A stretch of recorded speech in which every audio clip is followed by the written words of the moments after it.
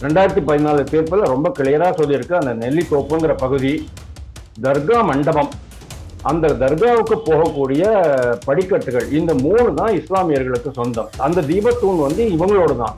நில அளவை கல்ல அங்க கொண்டு போய் வைக்கிறதுக்கு என்ன அவசியம் இருக்கு? நில அளவை கல்லுக்கு ஆஞ்சநேயருடைய படம் எல்லாம் போட்டிருக்க மாட்டாங்க, ஹனுமானுடைய படம் எல்லாம் செதுக்கியிருக்க மாட்டாங்க. ஒண்ணு, அதுல வந்து தீபம் ஏத்துறதுக்கு தீபம் மாதிரியே அவங்க வந்து கல்லுல செதுக்கி வச்சிருக்க மாட்டாங்க. அதாவது ஒரு விளக்கு மாதிரி செதுக்கி வச்சிருக்க மாட்டாங்க. இந்த அளவுக்கு கூட ஒரு பேசிக் அண்டர்ஸ்டாண்டிங் இல்லாம,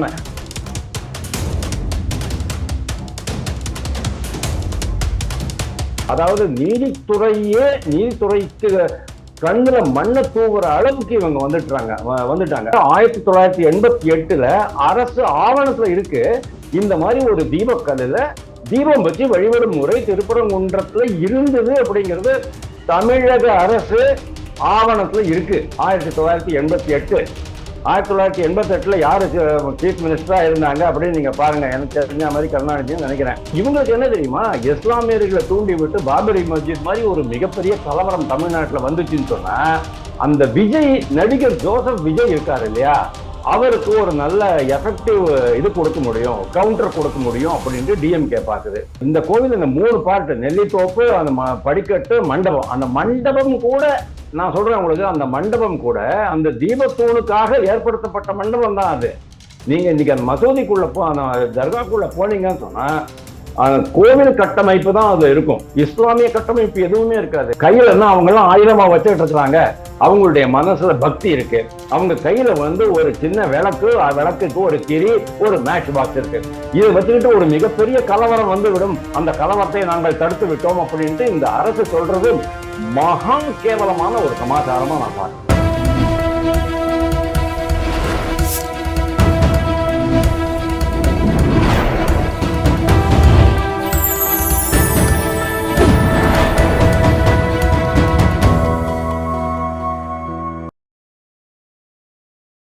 சேனல் 5 தமிழ் நேயர்களுக்கு வணக்கம். இன்றைய நேர்காணல் நம்மோடு பேச இருப்பது அரசியல் விமர்சகர் வாசுதேவன் அவர்கள். சார் வணக்கம். சார் வணக்கம். சார், திருப்பரங்குன்ற விவகாரம் கிட்டத்தட்ட வாதம் போய்கிட்டு இருக்கு.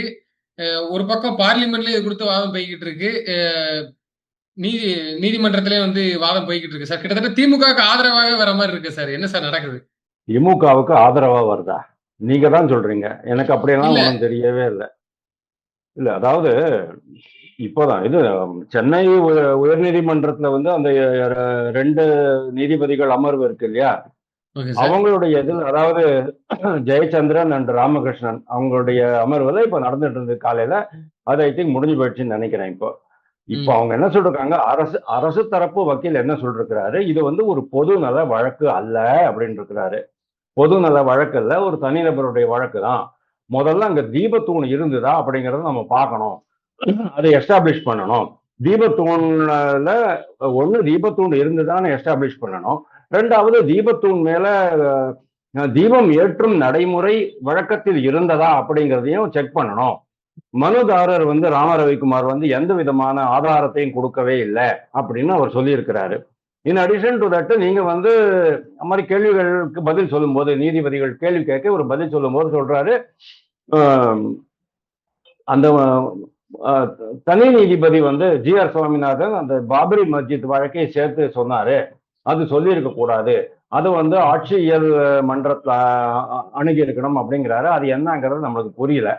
ஆனா அவர் என்ன சொல்றாரு, பொது நல, என்ன சொல்றது, பொது அமைதியை நிலைநாட்டுவதற்காகத்தான் நாங்க வந்து அவங்களை அனுமதிக்கல, மோரோவர் ஒரு தனிநபர் அங்க ஏற்றக்கூடாது அப்படிங்கிறாரு. அதாவது தனிநபர் அந்த கோவிலுக்கு சொந்தமான அந்த, ஓகே, அது வந்து தீபத்தூண்ணே ப்ரூவ் பண்ணி, தீபத்தூண்ல விளக்கேற்ற பழக்கம் இருக்குங்கிறத ப்ரூவ் பண்ணினாலும் கூட ஒரு தனிநபர் அங்க போய் ஏற்றக்கூடாது, அது வந்து கோவில் நிர்வாகம் தான் ஏற்றணும் அப்படிங்கிற மாதிரி இவங்க வந்து எடுத்துட்டு போறாங்க. அதாவது ஃபர்ஸ்ட் ஆஃப் ஆல் என்ன ஆயிட்டு இருக்கு அப்படின்னா, 1994 ஒரு தீர்ப்பு வந்துச்சு, 2014 இன்னொரு தீர்ப்பு வந்துச்சு. இந்த 2 தீர்ப்புலையும் அவங்க என்ன கிளியரா சொல்றாங்கன்னு சொன்னா, 1923 பிரைவி கவுன்சில், பிரிட்டிஷ் பிரைவி கவுன்சில்ல என்ன தீர்ப்பு சொன்னாங்களோ அந்த ஆதாரத்தின் பேர்ல இந்த மலை யாரோடது, இந்த மலையில எந்தெந்த பகுதிகள் யார் யாருக்கு சொந்தம் அப்படிங்கறத மட்டும்தான் அவங்க வந்து இந்த 2 தீர்ப்பும் சொல்ற மாதிரி எனக்கு தெரியும். 2014 தீர்ப்புல ரொம்ப கிளியரா சொல்லியிருக்கு. அந்த நெல்லித்தோப்புங்கிற பகுதி தர்கா மண்டபம், அந்த தர்காவுக்கு போகக்கூடிய படிக்கட்டுகள், இந்த 3 தான் இஸ்லாமியர்களுக்கு சொந்தம். தர்காலேருந்து உங்களுக்கு 50 மீட்டர் தள்ளி இருக்கிற அந்த மண்டப அந்த தீபத்தூண்ல தீபம் ஏத்தக்கூடாது. அந்த தீபத்தூண் வந்து இவங்களோடு தான். உடனே டிஎம்கே காரங்க என்ன பண்ணிட்டாங்க, அதாவது இது எல்லாமே வந்து இந்துக்களுக்கு சாதகமாக மாறுகிறது அப்படிங்கிற பயத்துல இவங்க என்ன பண்ணிட்டாங்க, அது தீபத்தூணா நில அளவை கல்லா அப்படின்ட்டு புதுசா உருட்ட ஆரம்பிச்சிட்டாங்க. நில அளவை கல்ல அங்க கொண்டு போய் வைக்கிறதுக்கு என்ன அவசியம் இருக்கு? 4 இடங்கள்லயும் வச்சிருப்பாங்க, தீபத்தூண் வச்சிருப்பாங்க, 4 பக்கம் தெரியட்டும். அதாவது ஒரு பீக் சிகரங்கள் இருக்கும், 3 சிகரங்கள் இருக்கு எனக்கு தெரிஞ்ச மாதிரி. பின்னால இன்னொரு இடத்துல ஒரு சிகரம் இருக்கு, 4 சிகரம் வரும். நான் அந்த மலையெல்லாம் ஏறி எல்லாம் பார்த்திருக்கேன் சின்ன வயசுல. இப்போ அங்க நில அளவைக்கல் வைக்கிறதுக்கு என்ன அவசியம் இருக்கு? காட்டு பகுதியிலையும் பாலைவனங்கள்லயும் இந்த சதுப்பு நிலங்கள்லயும் மலைப்பகுதிகள்லயும் நில அளவைக்கல் எப்போ வைப்பாங்க. அது ரொம்ப தடியா இருக்கும், பெருசா இருக்கும், ஒரு சின்ன அப்படி கூர்ப்பா இருக்கும், அவ்வளவுதான். அதாவது ஒரு சிகரம் வச்ச மாதிரி இருக்கும், கீழ் லெவல்ல தான் இருக்கும். அதுல வந்து மார்க்கிங்ஸ் போட்டிருப்பாங்க. அதாவது லாங்கிடியூடு, அதாவது பூமத்திய ரேகை, அந்த இது இருக்கு இல்லையா, அது என்னது லாங்கிடியூடு லாட்டிடியூடு சொல்லுவாங்களே, அதுக்கு தமிழ் என்னன்னு தெரியல. அதனுடைய அளவுக்குறி அங்க இருக்கும். இதுல இருந்து அவ்வளவு கிலோமீட்டர், இதுல இருந்து இவ்வளவு மீட்டர் அப்படிங்கறதெல்லாம் போட்டிருப்பாங்க. நில அளவை கல்லுக்கு ஆஞ்சநேயருடைய படம் எல்லாம் போட்டிருக்க மாட்டாங்க, ஹனுமானுடைய படம் எல்லாம் செதுக்கி இருக்க மாட்டாங்க. ஒண்ணு, அதுல வந்து தீபம் ஏத்துறதுக்கு தீபம் மாதிரியே அவங்க வந்து கல்லுல செதுக்கி வச்சிருக்க மாட்டாங்க. அதாவது ஒரு விளக்கு மாதிரி செதுக்கி வச்சிருக்க மாட்டாங்க. இந்த அளவுக்கு கூட ஒரு பேசிக் அண்டர்ஸ்டாண்டிங் இல்லாம நம்ம சொல்லக்கூடாது, அவங்களுக்கு எல்லாமே தெரியும். ஆனா இது எப்படியும் இந்துக்களுக்கு சாதகமாக போய்விடக்கூடாது. ஏற்கனவே ஜி.ஆர். சுவாமிநாதன் அப்படி பண்ணிட்டாரு, பட்டையை போட்டுட்டு வந்து பட்டையை கிளப்பிட்டாரு அவரு.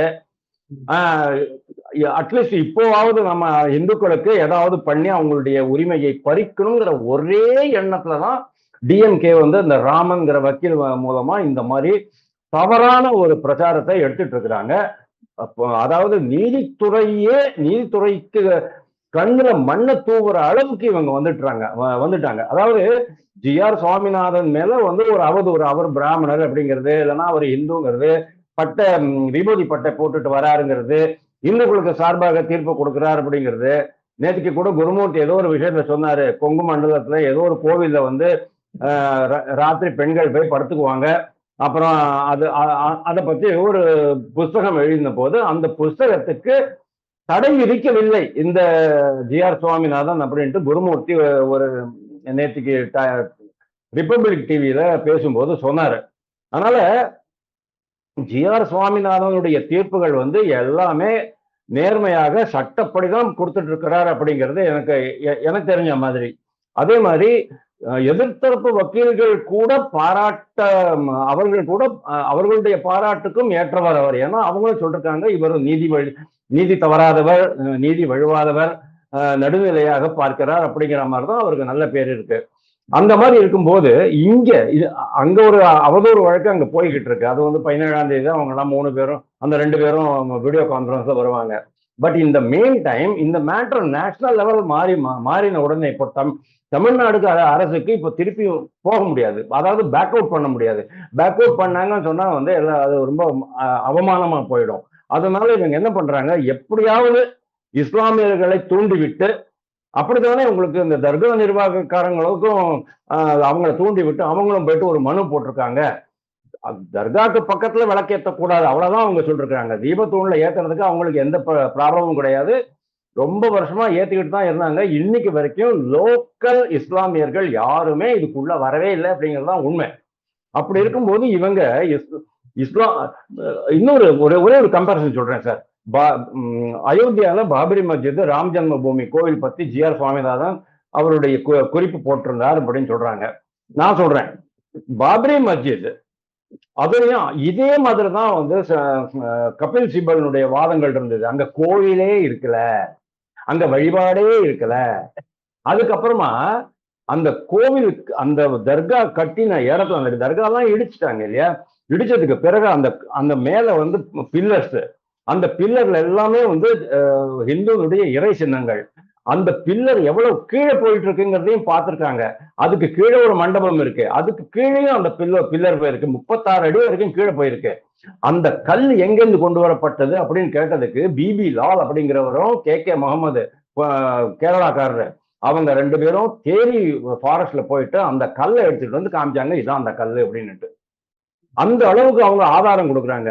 அதாவது அங்க இருக்கிற இஸ்லாமியருக்கே தெரியும், அந்த அந்த அங்க ஒரு வழக்கு போட்ட அந்த இஸ்லாமியருக்கே தெரியும் இங்க முதலே கோவில் இருந்துச்சுன்னுட்டு. ஆனா அவருடைய மத உரிமைக்காக அவர் வந்து வாதாடுறாரு. அதுக்கு பின்னால காங்கிரஸ்காரங்க துணை இருந்தாங்கிறது, சமாஜ்வாதி பார்ட்டியும் துணை இருந்ததுங்கிறது வேற விஷயம். ஞானவாப்பி தர்கா ஞாபகம் வச்சுங்க, ஞானவாப்பி மசூதி, அந்த மசூதிக்குள்ள ஒரு ஸ்ருங்கார் தேவி கோவில் இருக்கு. அந்த கோவில்ல பின்பக்கமா தான் போயிட்டு வழிபட முடியும். அது வருஷத்துக்கு ஒரு ட்ரிப் தான் அவங்க அலோவ் பண்ணுவாங்க அந்த மசூதி நிர்வாகம். அங்கே ஒரு சிவலிங்கம் இருக்கு அப்படின்ட்டு சொல்ல போய் அந்த சிவலிங்கம் உண்மையிலேயே சிவலிங்கம் தானான்னு கேள்வி கேட்டு இது தொல்லியல் துறை நிபுணர்கள் எல்லாம் அங்க கொண்டு போய் காமிச்சு கொடுத்தாங்க. அவங்க எல்லாம் ஆய்வு செய்த பிறகு தெரிஞ்சது அது வந்து சிவலிங்கம் தான். அந்த சிவலிங்கத்தை இவங்க என்ன பண்றாங்க, கிட்டத்தட்ட ஒரு 3.5 அடி ஹைட் இருக்கிற சிவலிங்கத்துக்கு சுத்தி தொட்டி கட்டி அதை நடுவில் வச்சுட்டாங்க. அந்த தொட்டி தண்ணீர் ஃபுல்லா அது மறைஞ்சு நிற்கும். அந்த இடத்துக்கு பேர் என்ன தெரியுமா, வசு கானா அப்படிம்பாங்க. வசு கானானா கழிவு நீர் செல்லும் பகுதி, அதாவது கக்கூஸ். அதாவது சிவலிங்கம் வச்ச இடத்த கக்கூஸாக, கழிவு நீர் செல்லும் பாதையாக இஸ்லாமியர்கள் மாற்றி விட்டார்கள் அப்படின்னு சொன்னா ஒரு ஹிந்துவுக்கு என்ன அளவுக்கு மனம் புண்பட்டிருக்கும் அப்படிங்கிறது நீங்க பாருங்க. இன்னைக்கு வரைக்கும் அந்த மேட்டர் செட்டில் ஆகல. அந்த அந்த வழக்குல வாதாடிய லாயருக்கு வந்து மிரட்டல்கள் வந்தன. எங்க இருந்து? பாகிஸ்தான்ல இருந்தும் கத்தார்ல இருந்தும் மிரட்டல் வந்துச்சு. கத்தார் நாட்டுல இருந்து மிரட்டல் வந்துச்சு, இஸ்லாமியர்களுடைய மிரட்டல் வந்துச்சு, கொண்டுடுவோம் தொலைச்சிருவோம் அப்படின்னுட்டு. அந்த அளவுக்கு மோசமா இருந்து. எதுக்கு சொல்ல வரேன் அப்படின்னா, எங்க போனீங்கன்னாலும் இதெல்லாம் இந்த நாடு இந்து நாடு, இந்த நாடுல இந்து கோவில்கள் தான் இருந்தது. அதுக்கு முன்னால இஸ்லாமிய மதம் வந்திருக்கல. 1000 வருஷமா தான் அவங்க வந்திருக்கிறாங்க. 50,000 கோவில்களை இடிச்சுட்டு தான் அவங்க பண்ணியிருக்கிறாங்க. ராம ஜென்ம பூமி சொன்னேன், காசி விஸ்வநாதர் கோவில் சொன்னேன், கிருஷ்ண மந்திர் மதுரால கிருஷ்ண மந்திர் ஜென்மாஷ்டமி கிருஷ்ணர் பிறந்த இடம், அங்கேயும் நீங்க பாத்தீங்கன்னு சொன்னா கிருஷ்ண மந்திர் பக்கத்தையே ஒரு மிகப்பெரிய 2க்கும் இடிச்ச மாதிரி இருக்கும். அந்த காசியில எப்படி இருக்கோ அதே மாதிரி அங்க ஒரு இது கட்டியிருப்பாங்க. அந்த 3 மட்டும்தான் அவங்களுக்கு வந்து தேவைப்பட்டது. அதுக்கப்புறமா இப்ப சமீபத்துல சம்பல் அப்படிங்கிற இடத்துல உத்தரப்பிரதேசத்துல கல்கி பகவானுடைய கோவில் இருக்குது அப்படின்னு சொல்லி அங்க வந்து ஒரு ஆஞ்சநேயர் மூர்த்தியை கூட, ஒரு முழு ஆஞ்சநேயர் மூர்த்தியை கூட ஒரு மசூதிக்குள்ளேருந்து தோண்டி எடுத்துட்டு வந்தாங்க அப்படிங்கிறத நம்ம பார்த்தோம். எதுக்கு சொல்ல வரேன் அப்படின்னா, இந்த மாதிரி பொய் சொல்லி மக்களை மடை மாற்ற வேண்டும், பொய் சொல்லி இந்துக்களுடைய உரிமைகளை மத உரிமைகளை பறிக்க வேண்டும்.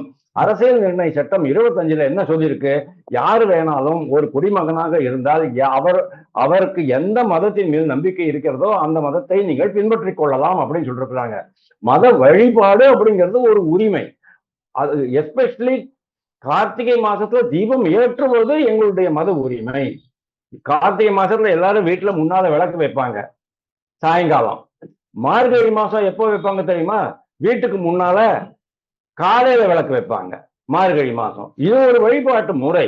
அந்த வழிபாட்டு முறை நடுவுல எப்படியோ தடைபட்டு போச்சு, இங்கிலீஷ்காரன் பண்ணா சரி. அது கூட 1988ல அரசு ஆவணத்துல இருக்கு, இந்த மாதிரி ஒரு தீபக்கல்லுல தீபம் வச்சு வழிபடும் முறை திருப்பரங்குன்றத்துல இருந்தது அப்படிங்கிறது தமிழக அரசு ஆவணத்துல இருக்கு. 1988 1988ல யாரு சீஃப் மினிஸ்டரா இருந்தாங்க அப்படின்னு நீங்க பாருங்க. எனக்கு தெரிஞ்ச மாதிரி கருணாநிதினு நினைக்கிறேன். கருணாநிதி காலத்துல வந்த அந்த அறிக்கையில நான் இன்னும் இருக்குது. அது மாதிரி எல்லாத்திலையுமே பொய்ய சொல்லணும். இவங்களுக்கு என்ன தெரியுமா, இஸ்லாமியர்களை தூண்டி விட்டு பாபரி மஸ்ஜித் மாதிரி ஒரு மிகப்பெரிய கலவரம் தமிழ்நாட்டுல வந்துச்சுன்னு சொன்னா, அந்த நடிகர் ஜோசப் விஜய் இருக்காரு இல்லையா, அவருக்கு ஒரு நல்ல எஃபெக்டிவ் இது கொடுக்க முடியும், கவுண்டர் கொடுக்க முடியும் அப்படின்ட்டு டிஎம்கே பாக்குது. ஏன்னா விஜய் வந்து எல்லா இதையும் எடுத்துட்டு போயிட்டு இருக்கிறாரு, சிறுபான்மையினர் வாக்குகள் எடுத்துட்டு போயிட்டு இருக்கிறாரு. இப்போ அடுத்தது 18ஆம் தேதியோ 19ஆம் தேதியோ ஈரோடுல இன்னொரு மிகப்பெரிய மீட்டிங் நடத்த போறாரு.